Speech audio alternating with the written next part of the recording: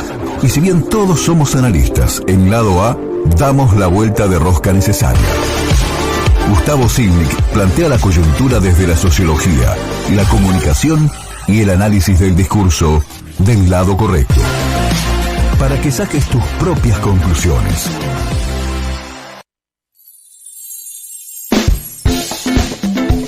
.36, hola Gus, buen día, ¿cómo andamos? Buen día Luis, ¿cómo están todos? Bien, ¿vos? ¿Cómo está Buenos Aires? Jornada complicada hoy, con los piqueteros. Sí, marcha a Olivos. Exacto, además. Y según los portales, fuerte operativo policial. Exactamente. Y sí, se va caldeando. Se está caldeando la calle. Bueno, contanos qué tenés para comentar con nosotros. Mira, quería hablar de algo del post aprobación en diputados de la ley bases. Sí. Porque a partir de eso los sectores opositores más dialoguistas han decidido empezar a endurecer, algo hablamos la semana pasada, endurecer su relación con el gobierno, promover algunas normas relativas a jubilados, relativas a la universidad pública, al financiamiento educativo, al FONIT. Y quería hablar de si es posible que esos sectores opositores vuelvan a conectar con la sociedad, o de qué depende. ¿Y eso? Porque en realidad... Tan buenas las dos preguntas. ¿Es posible y de qué dependen? ¿Y de qué depende? Yo creo que está difícil. La primera respuesta sería esto. Porque parten de una premisa, que es decir, gobierno nacional, te dimos la herramienta y, hablando en criollo, sería como, hacé vos el daño que yo voy a capitalizar el descontento. Entonces la pregunta es, ¿pueden capitalizar el descontento? ¿Pueden volver a conectar?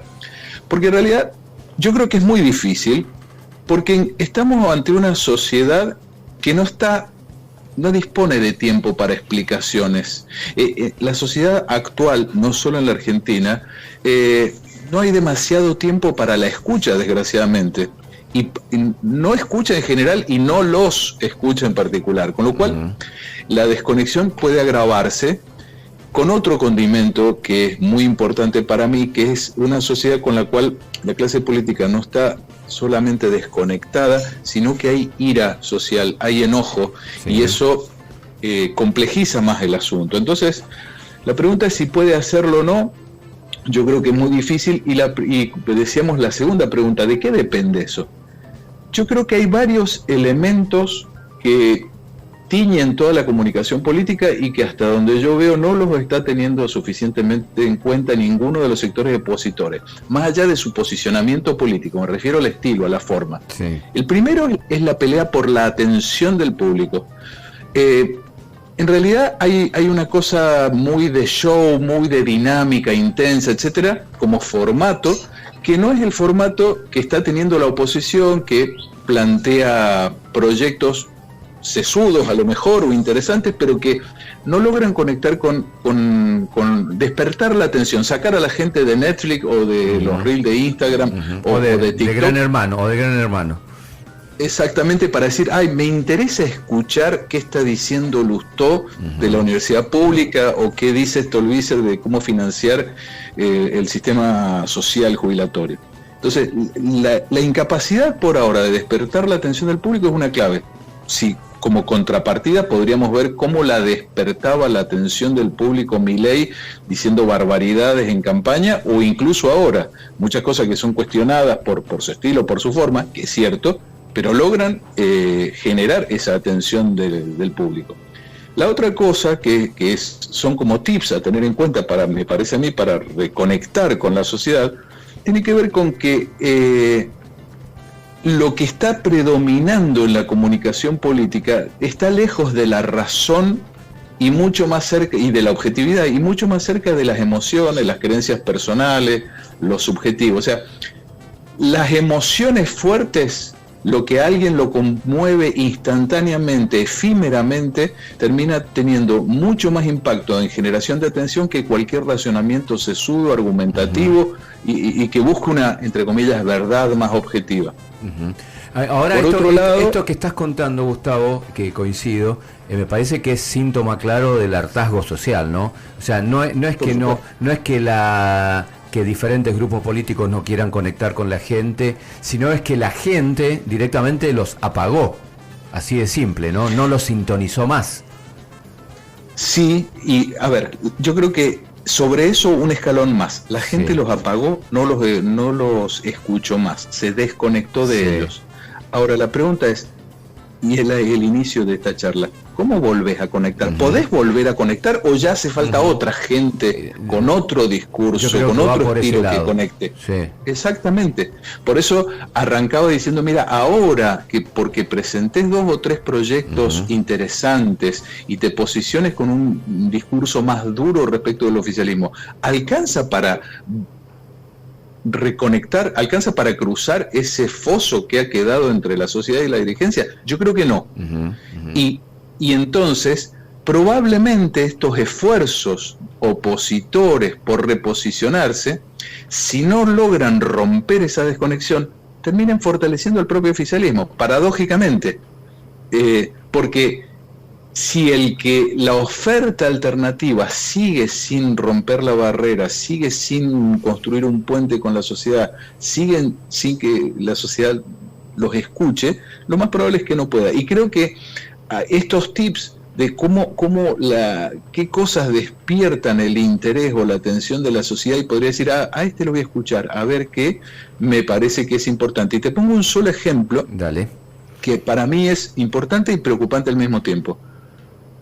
Cunio, lo han visto, el periodista que era marginal en las redes sociales, conocido por sus insultos, por arranques homofóbico, antisemita, bueno, ahora va a ser columnista del Canal América. O sea, saltó un escalón comunicacional importante y pasó de ser marginal en redes a una figura de la televisión, de la televisión abierta, del establishment. Creo, exactamente, y creo yo, buscando lo mismo que ocurrió con Milei hace 2 o 3 años, cuando empezó a ser esa figura disruptiva que hablaba de la manera que la sociedad presta atención. Gritos, emociones fuertes, sin razones, sin argumentaciones. Bueno, creo que es un dilema que probablemente, más esto lo digo a pesar, no me gustaría pensar lo que pienso, pero es así. Creo que es más probable que alguien como Cunio logre más atención del público y más escucha que los discursos opositores más racionales. Yo ahí te agrego algo, y me parece que es un error, especialmente de la oposición más dura, que su único programa de acción política es apostar al fracaso de Milei. Y que en esa situación creo que no advierten que un fracaso de Milei, que hasta el momento no se está demostrando, o tal vez es muy temprano, o no se puede evaluar hoy, no solo arrastraría en esa eventualidad a Milei y a quienes lo acompañaron, sino también al resto de la clase política, porque lo cierto es que el fenómeno Milei ya los arrastró a ellos. ¿Me entendés? Sí, porque además es un error conceptual pensar que se vuelve atrás. Exactamente, o sea, no hay vuelta atrás. No hay vuelta atrás. El otro día leí un artículo donde se planteaba qué pasaría en Venezuela el día que no esté más Maduro. Entonces, mira, el día que no esté más Maduro, no van a volver los partidos tradicionales venezolanos del año 90, la COPEI y no me acuerdo cómo se llamaba el otro. Va a venir algo distinto, algo nuevo, porque la ola se llevó todo puesto. Exacto. Yo creo que coincido con vos. Si la expectativa es, yo tengo que esperar que este caiga para que me vengan a elegir a mí, lo más probable es que este caiga yo y elijan a un tercero o cuarto. Claro, o sea, y ese es el gran dilema. Vos escuchás a Cristina Kirchner, vos escuchás a Axel Kicillof, y parecería que lo que quieren es que este gobierno se vaya en helicóptero, con caos en las calles y una debacle económica y social. Si eso sucediera, ojalá que no, esto también arrastra al resto de la clase política como fue en el 2001, ¿entendés? Exactamente, no irían corriendo a pedirle a Kicillof que sea presidente. Claro, no, de ninguna manera, porque la misma sociedad que cortó vínculos con el kirchnerismo también lo responsabiliza a Kicillof y a Cristina Kirchner del estado actual de la situación del país. Entonces es inevitable, digo que algo no inevitable, es inexplicable que algo así pueda llegar a suceder en caso de una eventualidad que sería una tragedia para la Argentina, valga decirlo, ¿no? Sí, así es. Bueno, interesantísimo, Gusti.